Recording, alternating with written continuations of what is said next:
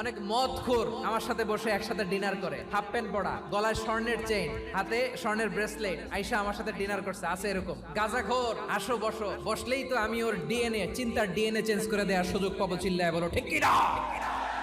আমার অনেক হিন্দু পরিচিত ভাই আছে, ওরা আমাদের ইফতারির প্রোগ্রামে এসে একসাথে ইফতারি করে। বিশ্বনবী ইহুদির বাড়িতে গেলেন, আর আমার মুসলমান ভাই আমার কাফের বলে, এরকম আছে না নাই?